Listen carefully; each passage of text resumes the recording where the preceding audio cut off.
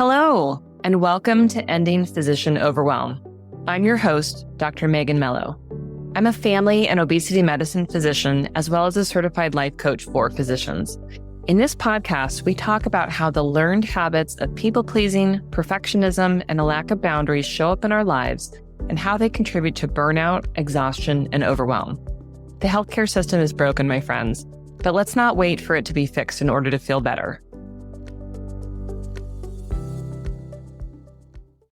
Well, hello, and welcome to another special guest episode. Today, I'm super excited to be talking to Dr. Dike Drummond. Dr. Drummond is a Mayo-trained family medicine physician who is also a professional coach, author, speaker, and trainer. And I first became aware of his work back in 2018 or so when I was deep in one of my many burnout stories. So it's a pleasure to have you on the show. I'm going to let you introduce yourself a little bit further. Okay, thanks, Megan. It's great to be here. Dike Drummond in Seattle, Washington. Actually, I'm in Tacoma. Actually, I'm in Five Heights. We're neighbors. Yeah. And I did my medical school at Mayo and my residency in the UC Davis program in Redding, California. And then for 10 years, I was a full-service family doc here in Mount Vernon, Washington, which if this is Seattle and this is Vancouver, BC, up I-5, it's about halfway along to Mount Vernon. And I burned out of my practice as a family doc about the year 2000 when I was 40. Couple of things. As a family doc, I've always been excited by seeing things I've never seen before. And 10 years in, I was a paper chart, 30 a day, full service family doc, 500 babies, took care of everything. The specialists in town used to be upset with me because I would send them things they couldn't figure out. It's like the neurologist says, I can't figure this guy out. Well, is it a neurologic problem? He says, yeah, it is. Okay, well, that's your territory, man. So at that point in time, 10 years in, it became fewer and farther between that I would see something I'd never seen before. So it started to be a bit rote. And I had gone into medicine because of the unslaked thirst of my mother and my grandmother to have been doctors when they went to college, and they both came back as educators. So I was the firstborn male grandchild. And at that point in time, my mother and my grandmother had passed away. So they were gone, and I had been a doctor for 10 years. And what happened to me it was very strange. I've never heard anybody tell a story like this. It felt to me over the course of several weeks like somebody was putting me in a chokehold at work. And I was seeing patients. It felt like somebody, if you've ever seen a cage match, it's called a rear naked choke. They put their elbow around your neck and choke you into unconsciousness from behind. I didn't know what it was. I took a sabbatical. Sleeper hold in the movie, right? Exactly. I took a 30-day sabbatical, shaved my head, did a bunch of yoga, hoped that it would go away. But the first day I came back, it was there again. And all I could do was escape. So on noon of that day, I walked into the CEO's office and signed my resignation and walked away from my medical career, which I don't recommend as a transition strategy. And it burns a lot of bridges. But I had some money put away, and I put food on the table for several years as an itinerant walk-in doc, which was a soul-crushing exercise in failure because I had wanted to move away from requiring medicine to be what puts food on the table. One of the very first things I did, though, in the year 2000 was I got certified as a coach. I still don't know why, except it seemed to me it was another way to be in service to patients, clients, in a completely different fashion than what a doctor is. Because a coach is almost the opposite of being a doctor, where the doctor is the expert, makes the diagnosis, gives the orders, and everybody obeys or complies. Coaching is not anything like that. We hold the client as capable, not ill, capable. We help them get clear on what they want. We help them remove their own roadblocks to what they want happening in the world, right?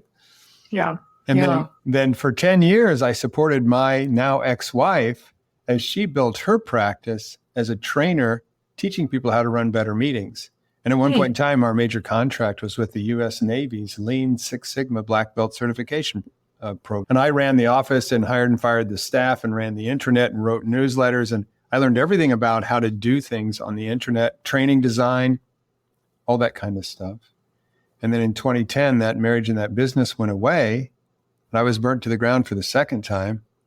literally, if I didn't get a client in the next couple of weeks, I was going to have to move in with my dad in Michigan, and that would have been, we talk about eating humble pie.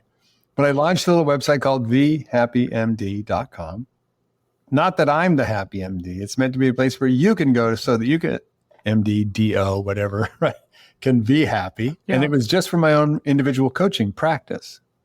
And in 2010 was when burnout started to really take off, because the number of doctors who were employees started to really take off. We're talking right now in early 2024, and right now, 73% of American doctors are employees. It was not that way in 2010. Yeah. That's interesting. I didn't realize that around that time there was a correlation. That's, in my obesity work, we talk about the place in time where the low fat craze came in and all the carbohydrate intake came in, and the rise of diabetes and obesity. You can track those two together, but it sounds like the employed physician and the burnout. Well, just think what else was happening too. So we were in a wholesale move to electronic medical records and employee status. Yep. Wow. That's a 1-2 punch, like the old rock'em sock'em robots, right? knock your block off. Yeah. Well, that's really interesting. I hadn't considered that component before, but that is interesting. And it strikes me too, the coaching introduction, and sort of as that started to grow, I certainly wasn't familiar at all for any part of my training or most of my early career with the idea of a coach, obviously a sports coach, but then we've also got, we had this sense, right, that there were like executive corporate sort of coaches, but certainly not within medicine. So initially, it sounds like your work wasn't focused on medicine in particular, but then it grew into that. Yeah, my work was clearly focused on burned out doctors from the get-go. I see. Okay. Basically, with your wife, your ex-wife. Oh, we worked with my ex-wife. No, that was completely different. That was a training design and a professional training company with a corporate client base, which was a very interesting, because the other thing that doctors don't know how to do is sell, right? True. So it's like, I got a lot of practice. We sell vaccines, we sell our patients on a plan, but it's not at all the same, right? When we're talking about selling products. Well, see, the challenge with what I'm talking about is, as a doctor who's seeing a patient for an insurance payment, the patient is not your customer. Mm-hmm. The insurance company is. True. And there'll be a lot of times when the patient is enrolled in what you're wanting to propose as a treatment plan, but the insurance won't pay. That's true. But to have a direct relationship where the person in front of me is going to be the person writing me the check for a service that's provided either by or through me, that's an interaction that most doctors are not familiar with. And that's one of the things that I think scares a lot of people into accepting the quid pro quo of an employee position. They don't want to have to figure out where their patients come from, where their team members come from, where their facilities get paid by. They aren't built from the same material that the generation just before me, I'm 65, by the way, the generation before me were the original entrepreneurial, own their own practice, solo and small practice docs, and they took on all those things. Right. And that was normal, as opposed to, when I was a trainee, right, in those 2000s, no one wanted to run their own practice. Right. Zero people coming out. They were just like, no, give me a job. I'll take a job. And they don't know what they're saying. Yeah. Because basically let's just talk about it a little bit. Because I believe that there is a really good chance that the pendulum has swung too far. And let me tell you what I mean when I say that. So back in the day when I was in residency, there were no work hour restrictions. I distinctly remember working a 124-hour week in a pediatric ICU rotation at Sacramento General Hospital. That's brutal, man. That's gulag. Put 168 hours in a week. Yeah. Isn't that? Yeah. Right. And then what ends up happening is you graduate with an enormous amount of experience, and your job is not as hard as being a resident. Things get easier when you take your job because you're not working 120 hours a week in your job. And now what we've got is because of work hour restrictions, which were put in place totally appropriately because patients were dying because doctors were being used as cheap labor and were making untrained residents were making mistakes in the middle of the night. Bad things were happening. I understand why it happened and I agree. But the challenge is now work hour restrictions have been in place since 2003, 2004. What you have is people graduating from the same residency programs that are of the same length as when I graduated, but they have 1/3 less experience. So they aren't nearly as qualified when they get out. And it's difficult for them to assimilate into a team of boomer docs. And they're just flat out different people. And probably 40% more new diagnoses that didn't exist. Did exist in human bodies, but didn't have a label. And that's a whole nother issue. That's a whole different issue. So it used to be, believe it or not, and if you're under the age of 50 right now and you're listening to me, you might not believe it, and I would forgive you because it is kind of unbelievable. It used to be you could subscribe to about a half a dozen print journals that would arrive at your house once a month, and you would be current on every new development in medicine. And there's a great book out there. I encourage anybody to read this book if you're feeling overwhelmed by the advancement of knowledge in all sorts of different fields, including your specialty. It's a book called Thank You for Being Late. It's a funky little title. But what it talks about is that the growth of information in every technical realm went vertical a while ago. And now what happens is, we make fun of patients because they use Google. You need Google now too, because you can't keep up with it too, because it went vertical back in the 90s. Yeah, that's interesting to think about. So lots of factors there. I'm curious, and I'm going to let you pick sort of which period of burnout, that you want to talk about. But one of the things that we share stories on here is, well, then what? What did you do? So either on that day where you resigned and walked out, or, that period later where, business closed and you're like, uh-oh, I gotta put food on the table. What happened from that point? Because of course, those are inflection points where people are so scared and having a lot of emotions. Let's hear what that was like for you. Well, one of the things that I did automatically, these are some of the things I incorporated into the philosophy and structure of what I do as a coach, were things that happened to me, right? Everybody uses their own personal experience. But one of the things I knew was that I was not looking for another permanent position. So what I did was I put myself in what I call a bridge. I took a job to make the money, to pay the bills, but I had no intention of it being long-term or being my next permanent position. And it was a locums walk-in clinic job. And when I wasn't at work, I gardened, I fished, I played rugby, I did everything I wanted to do. You weren't at work. Had a great time, right? Had a great time. Yeah. And what ended up happening was that my wife went and got certified as a facilitator. She got certified as a mediator first and mediated in small claims court in town, which is fascinating work, getting people to come to yes, no matter what. And then she got certified by a real go-getter trainer down in Atlanta to be a facilitator. And through luck, she was running some how to run better meetings courses in Seattle. And somebody came over from the Navy base and said, oh my gosh, we need to see you at the Navy's Lean Six Sigma College. She said, okay. She went there and all of a sudden she's a prime contractor for them because they had been trained in Lean Six Sigma, process improvement technology, but didn't know how to run meetings. And they were the young whippersnapper from DC who was coming in to show these grizzled old veterans how to do their jobs right. So it's really difficult dynamic. But then what I did was I dove into supporting her and her business.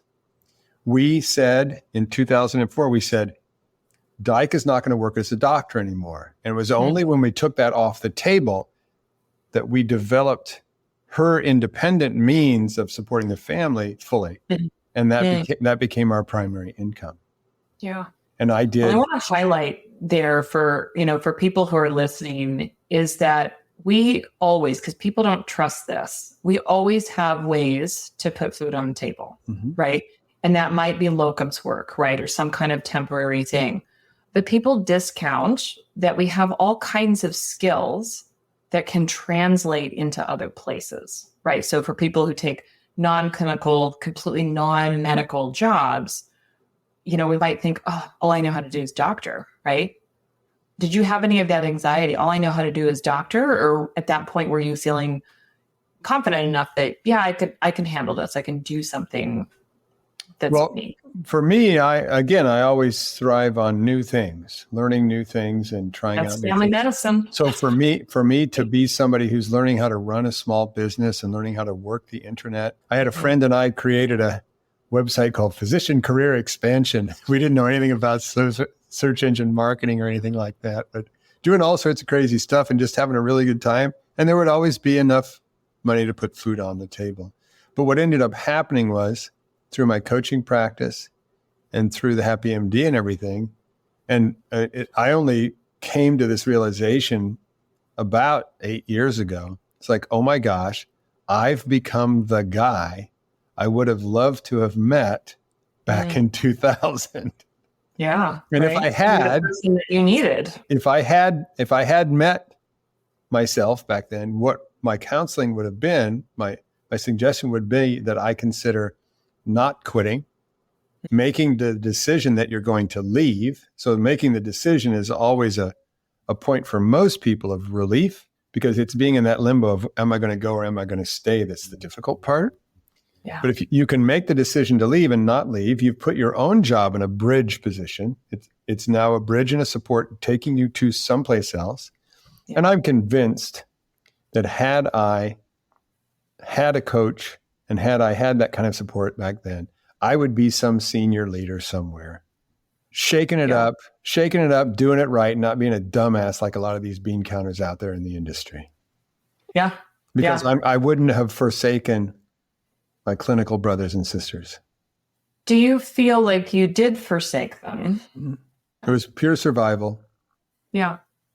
Because that's certainly another concern that comes up all the time as well. I can't abandon my patients. I can't abandon my colleagues. Normally, when that comes up, it's a sign that you're creating healthy boundaries. It's an indicator of the depth of the programming of our medical education, right?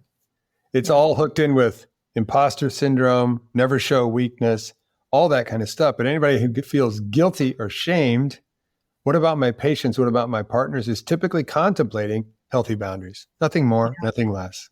It's a sign that you're on the right track. Yeah, I love that.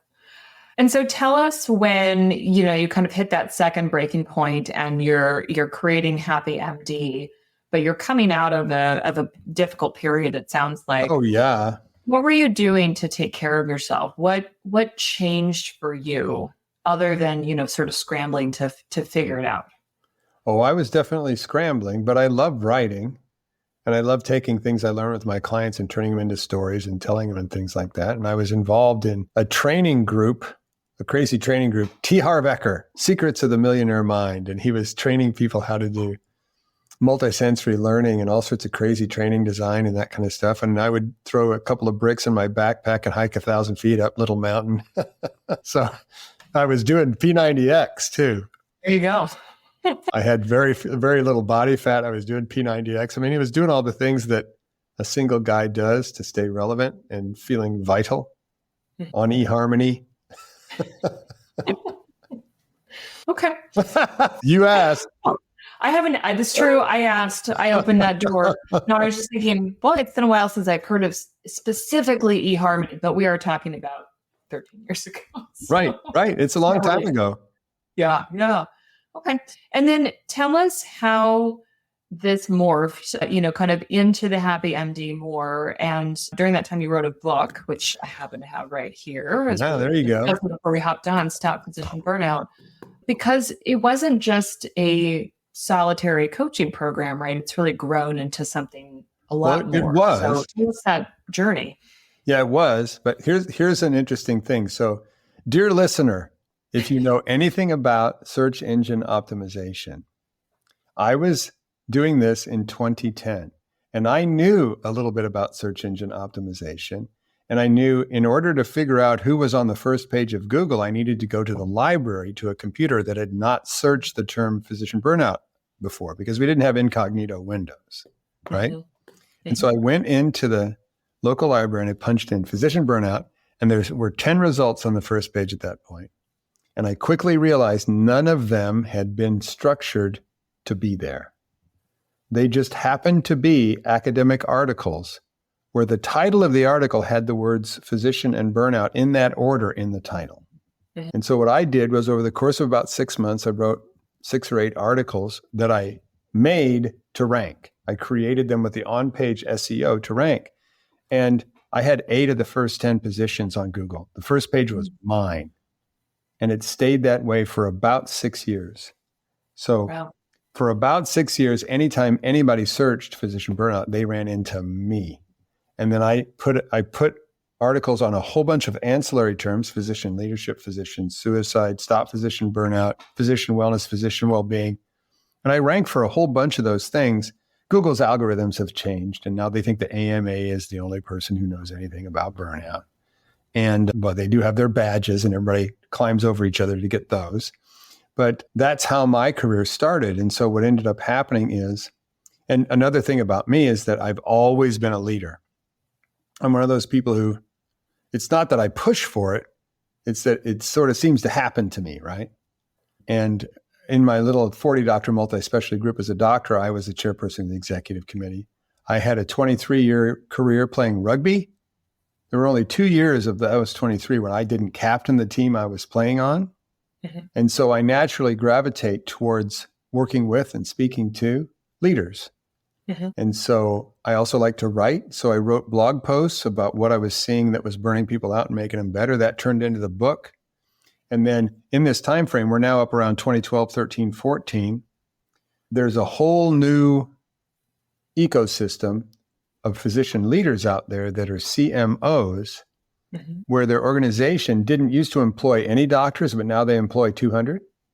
And they're having to deal with whiny doctors all day long. And they say, Dike, is there anything you can do to come train our doctors to not whine so much? They don't say it like that, but that's what they really want. But sometimes they do behind closed doors. Sometimes they do right to my face. These physicians complain so much. They whine.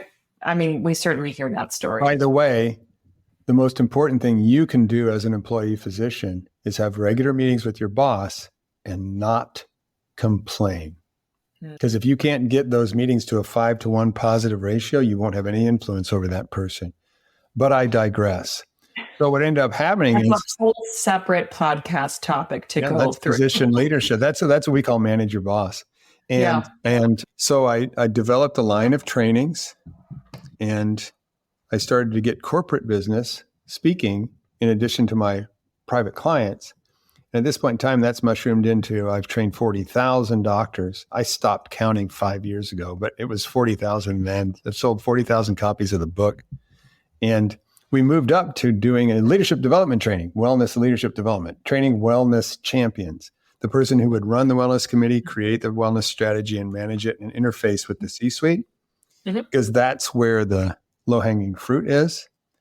And our training is relentlessly practical. And I would never, as a coach, I would never teach somebody something and then not give them follow-up. So we include between 8 and 12 weeks of weekly follow-up coaching. So when you get back home and you're using your new tools, I'm right there to help you when you run into a sticky conversation with your CMO. Other people teach you how to be a chief wellness officer or a wellness champion, but they don't give you any coaching because they're not coaches. They're academics talking about abstract concepts. And they also charge 3 times as much as me. Well, and it's that concept, right, of, okay, I'm going to go to a CME conference somewhere. I'm going to learn too much information. And, we're motivated in the moment. We're going to take it home. We're going to apply it everywhere. We forget it. We forget all of it.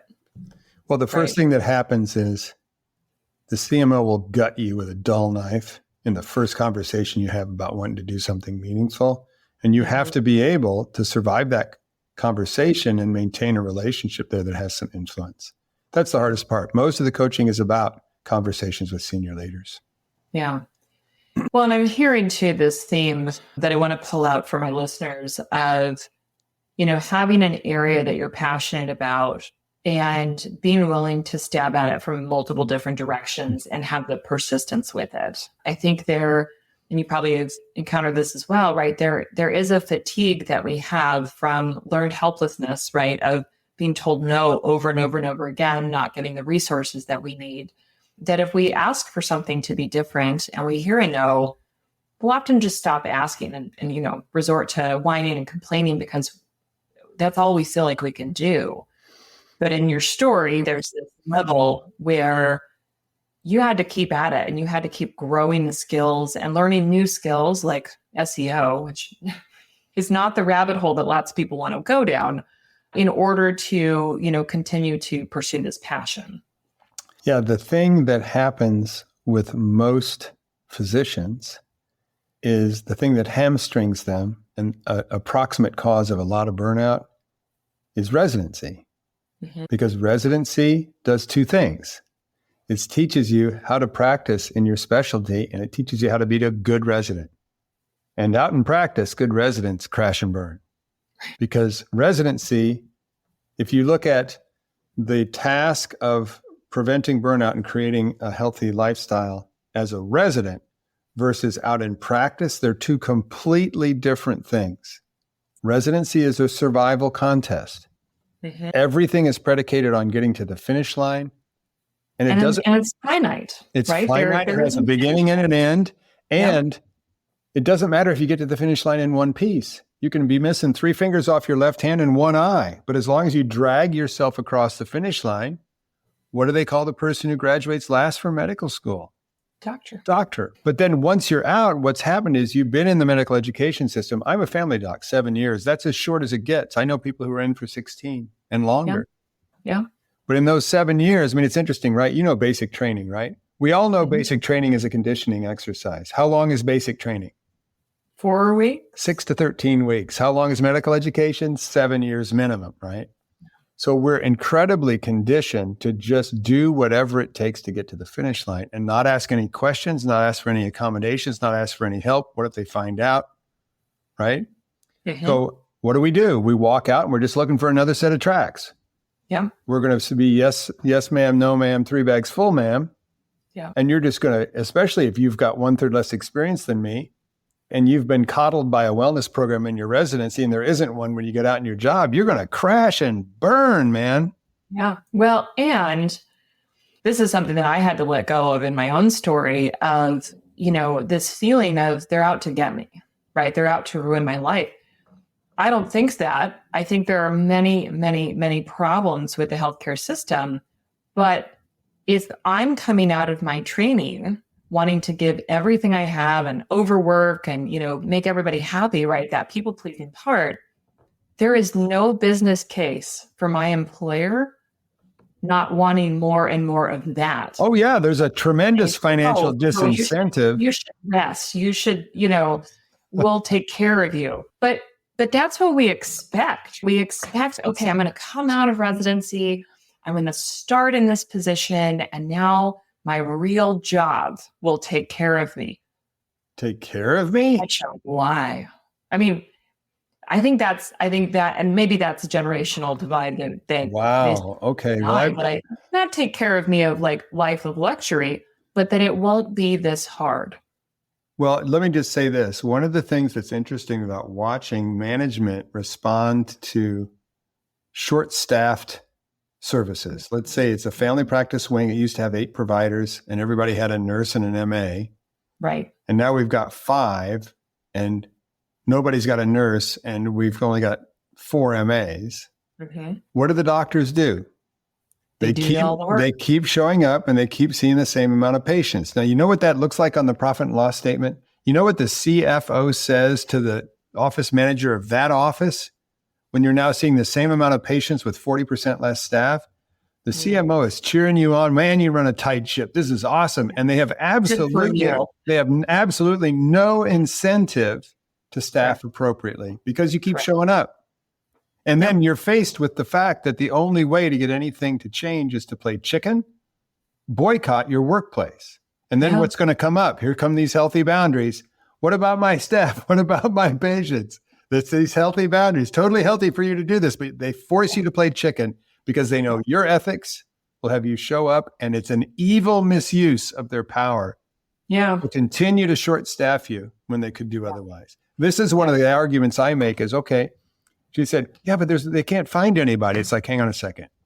If this morning on the way to work, you had gotten in a car crash and crushed your pelvis and couldn't work for 6 weeks, how long would it take them to bring in a locum to replace you while you're out? About 72 hours, if they really wanted to do it. Right. And here's the other thing. None of this on the part of the CFO is conscious. That's just the way they work. They're looking at the bottom line, not intentionally, I think, trying to... No, they're not trying to torture you. They're not trying to ruin you, no.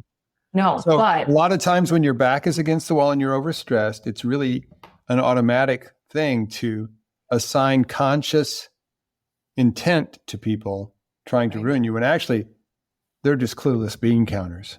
Yeah. And they've never done our work, right? They don't know what it's like. They don't care. Yeah. Yeah. Can I tell you a story? It's messy and inconvenient, like family medicine. Well, and the thing is, you never know what's coming in. The thing is, they're as busy as we are. So the burnout is everywhere. But check this out. I had the privilege.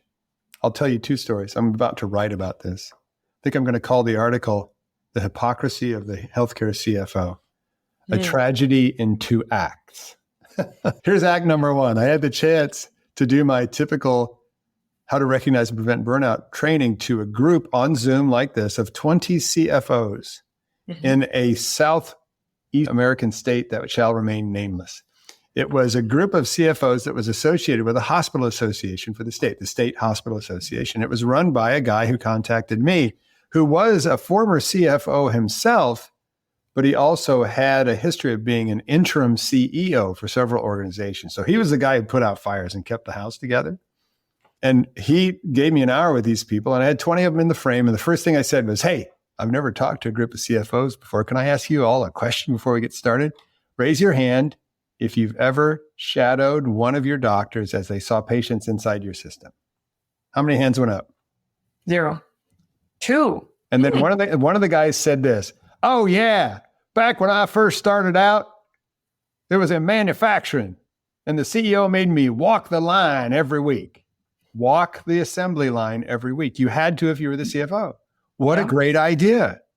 And so I said, how many of you regularly, every week or every month, shadow anybody in your group? No hands went back up again, which is stunning. So, and what I said, and again, I can get away with this kind of stuff sometimes. I said, shame on you.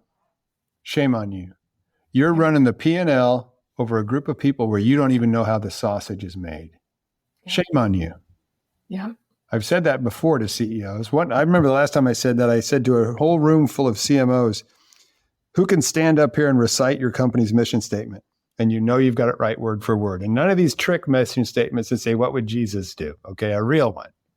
None of them could do it. So I stopped and said, shame on you. Sometimes I get away with it. Of course, they don't invite me back. So I went back to my friend, shocked by this realization that what I had suspected was actually true. They don't know what they're doing.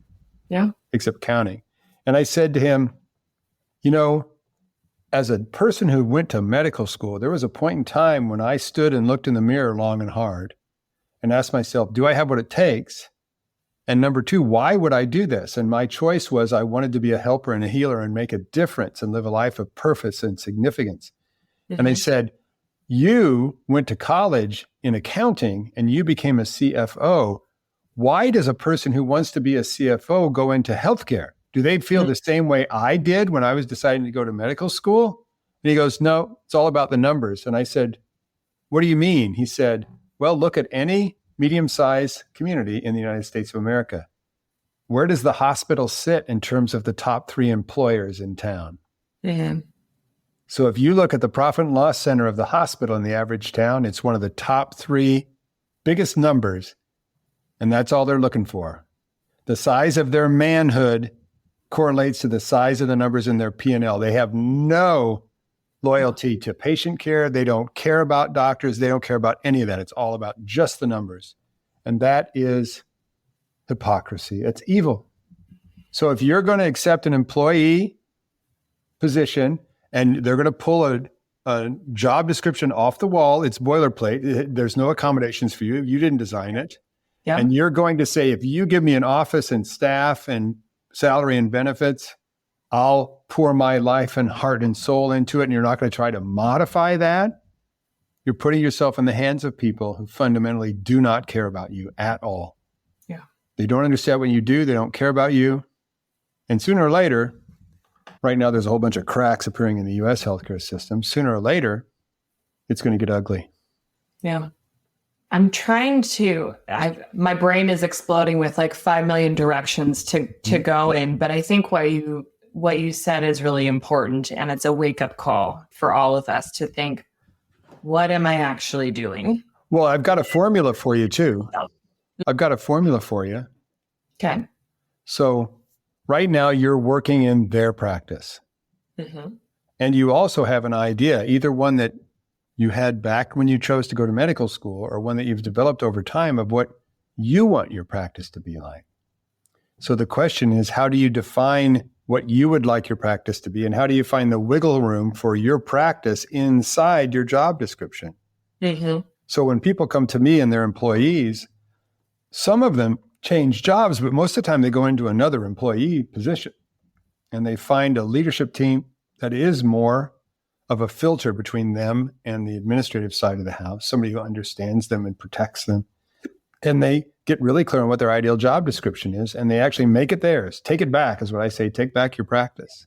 Because if you can get enough wiggle room that you come home at the end of the day and you say, I made a difference today, and it's satisfactory enough, then a job can work out. But remember, they didn't teach you any of this in medical school or residency. There's actually 7 missing skill sets that end up being what we teach our coaching clients. Mm-hmm. And one of them is how to identify and walk baby steps every week towards your version of an ideal practice. Yeah. Even if you don't make any changes, and I should say, you don't leave your employer, right? Even if you don't leave your practice. Well, people think that's impossible, but it's not. Right. It's not impossible to change yourself once we get really clear of this is me and what I want, and this is them. Well, and my numbers go like this. I've been doing this for a long time, thousands of doctors. And in my experience, everybody that I ever came on board with me as a one-on-one coaching client was convinced they wouldn't be able to stay where they were. Mm-hmm. And over the course of about 6 months, 70% of them have gotten to a point where they felt comfortable enough that they would stay. 30% triggered a job search, but the 30% who trigger a job search always have a conflict with their direct supervisor. And sometimes their boss is actually a psychopath. But here's how we do it. I can do this. I can show this to you and your listeners right now, because this is a test you can do right now, right? You know what your current job feels like. This is a Venn diagram, right? We're doing this. Get out your finger circles for those of you who are listening to us. So you know what your current job feels like. This is all about feelings. This is not a mathematical equation. You know what your current job feels like. You know, if you were able to realize it, what your ideal job would feel like. How much overlap does it feel like there is between those two right now? 20, 40, 60, 80%. What's your number? And by the way, if you're following along at home, you might want to stop this, grab a piece of paper, write down today's date, and put your number down. Yeah. Let me give you some normal values. So the people I work with, if they're 60% or above in their overlap, and especially if it's going up right now, the next question I'll ask is, does it appear to be going up or down? Those people are pretty happy. And just so you know, this Venn diagram never becomes 100. Yeah. If you're an employee, you will never be able to build your ideal job inside the job description of your employer. It won't happen. But the fact that you can improve it and the fact that it does improve over time restores your faith, opens up your heart, makes everything feel different. Now, if you happen to be 20, 30, 40% and it's going down, it doesn't feel good at all. And what breaks my heart, most of the people I meet say, you know, Dike, I still love seeing patients. I still love being a doctor. I just hate my job. It's like that person still has heart left. Yeah. What hurts me is to watch all of these people on the internet in places like physician side gigs on Facebook, 130,000 people, miserable, giving up on their urge to want to be a helper and a healer because they've been beat down so far and they haven't got a mechanism to get back up again. But again, in supportive circumstances with the right tools, 70% of folks will come around. Yeah. It's been rare for me. Challenge of the cynicism component, right? It's that challenge of choosing to believe that it might be possible to love working again as a physician, right? Which is a hard thing to do when you're feeling so beat up. Well, and one of the things to recognize, and again, unless you're talking to a coach, you're probably not going to have this conversation, is when you are playing the victim. Because there are times when you are being literally abused and victimized, and there is a perpetrator, but most of the time there isn't. And the key is, these are the three symptoms that you're playing the victim: blame, justify, and complain.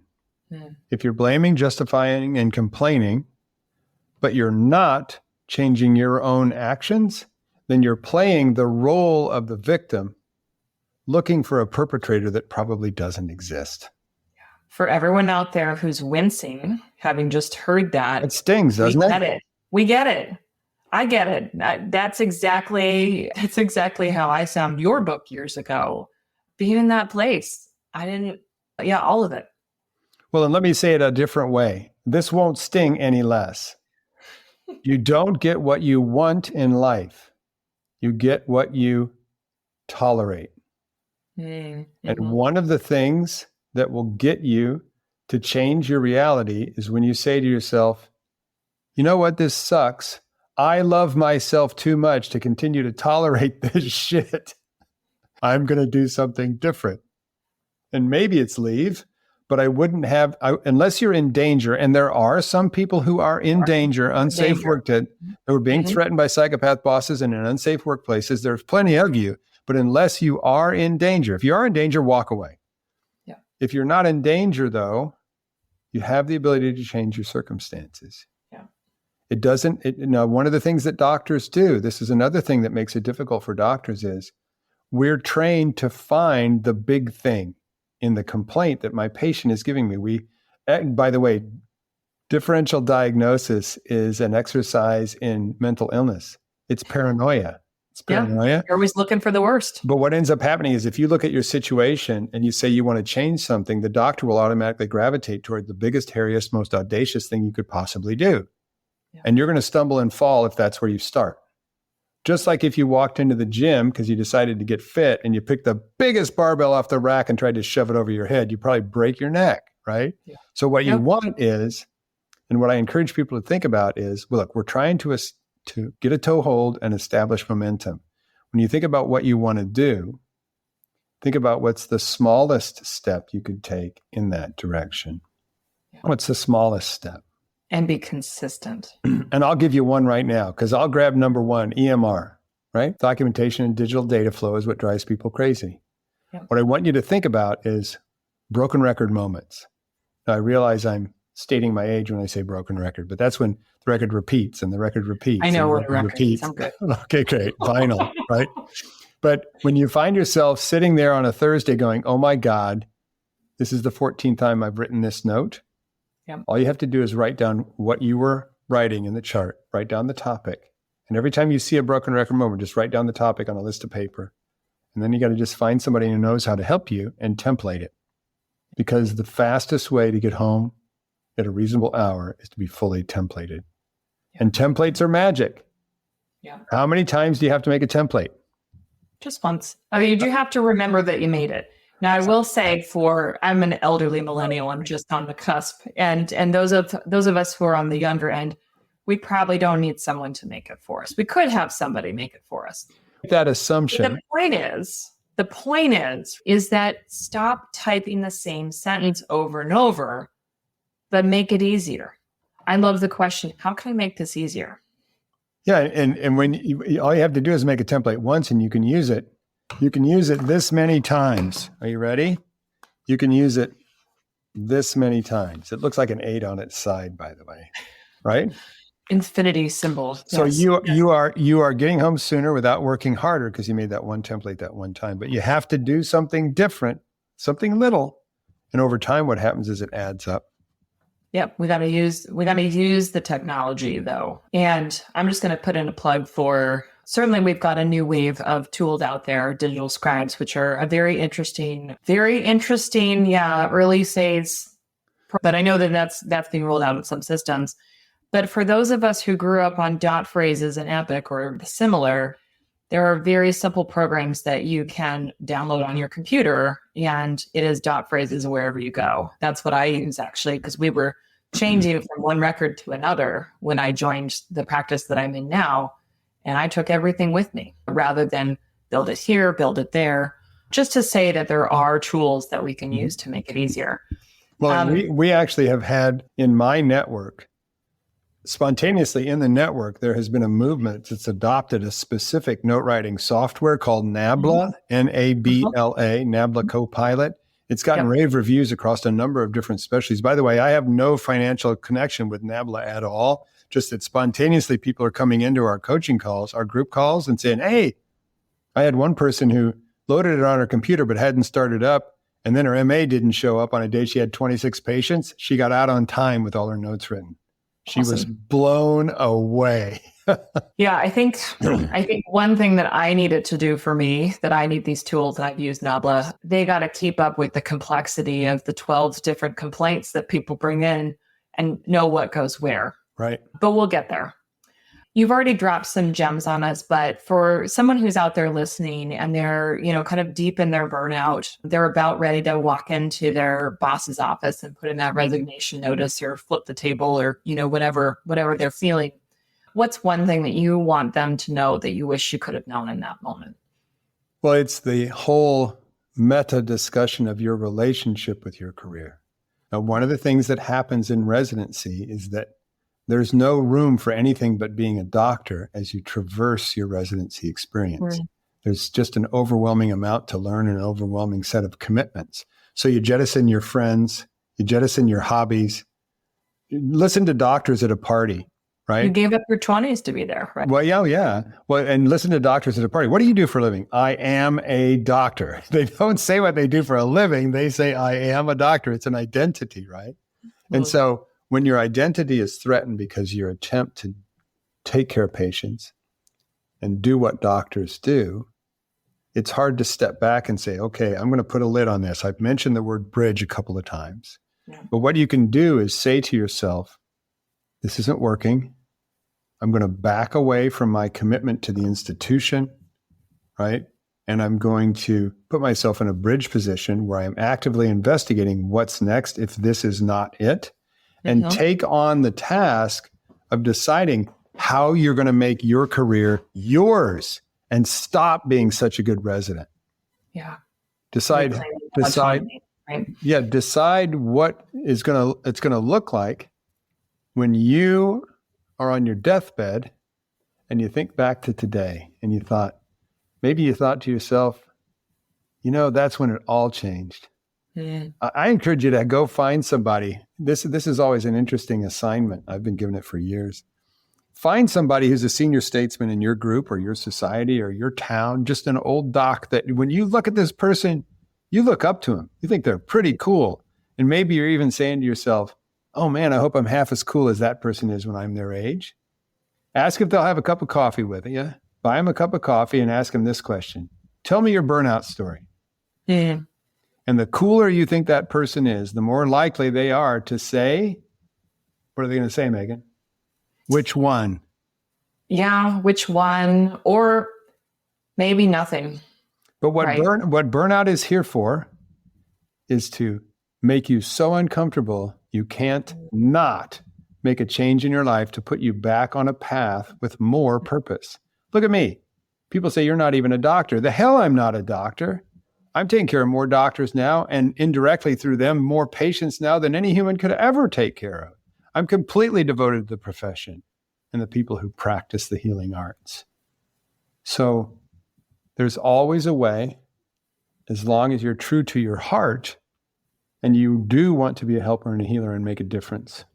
Mm-hmm. There's always a way to express that. It isn't necessarily where you are now. Yep. And it may not look the same. And it isn't something you can change with a snap of the fingers. I mean, The fastest way to get out of where you are is grab a locum's job and hop. Yeah. And locums can be a long-term thing, but it's also a way to taste different settings to see if you can find something. And what you're looking for is a reasonable leadership team. That's the keys. You're not looking for a nice contract. You're looking for people that you're looking to try it on. You're looking for people who make sense and listen and understand what you're trying to accomplish. Yep. Yeah. I absolutely agree with that. Well, Dike, you've given everyone a lot to think about. If somebody is interested in learning more about your work and what you do, please share with the audience where they can find you and your work. Yeah, I would name two different sites at this point. It's TheHappyMD, so it has the word THE on the front, and that's our home site where the blog is and a whole bunch of stuff there. And the second one I'd have you take a peek at is Burnout Proof MD, Burnout Proof MD, which is our community website where we have our top 5 trainings, weekly coaching, and a lovely community of people who are now good friends to help people in their own pace, in their own time, safety of their own home, take their practice back. Awesome. We'll have links to all of that in the show notes so that everybody can make it easier.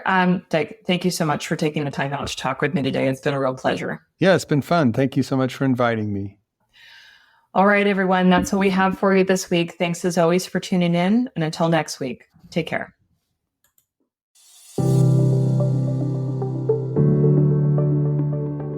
Well, that's our show for today. Thank you as always for listening. To learn more about my coaching programs, head to www.healthierforgood.com. And if you love this podcast, please drop us a review on iTunes or support the show by clicking the link in the show notes. Until next time, take care.